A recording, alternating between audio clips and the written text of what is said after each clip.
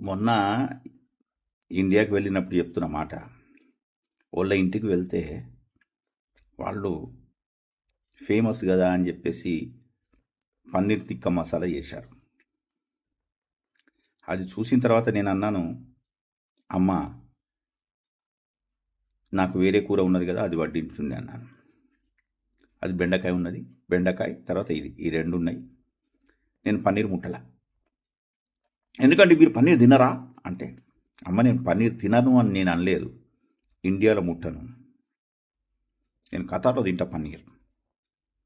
పన్నీరు ఇండియాలో ఆరోగ్యదాయకం కాదు. అసలు పన్నీర్ ఆరోగ్యదాయకం కాదు, ప్రోటీన్ అని చెప్పేసి మనం తింటున్నాం. కానీ ఇండియాలో మాత్రం 100% మంచిది కాదు. ఎందుకోసం అంటే, అరే అన్ని ఆవులే లేవు, అంత పాడే లేదు, ఎక్కడి నుంచి పోయి అంత పాలు వస్తున్నాయి పన్నీర్ చేసే అంత, మొత్తం కలుషితం. ఇండియాలో గిట్ట పన్నీర్ తింటున్నాము అంటే చావుకు మనం రెడీ అవుతున్నట్టు లెక్క, రోగాలకు రెడీ. ఇది మాత్రం గ్యారంటీ. ఖతార్ కాదు అది, ఖతార్లో చెవుడలు తీస్తారు కల్తీలు చేస్తే. గల్ఫ్ కంట్రీలు ఏదైనా కూడా ఎలా ఉంటాయో మీకు తెలుసు కానూన్.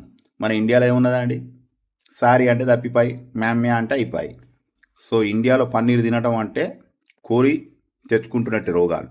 జాగ్రత్త.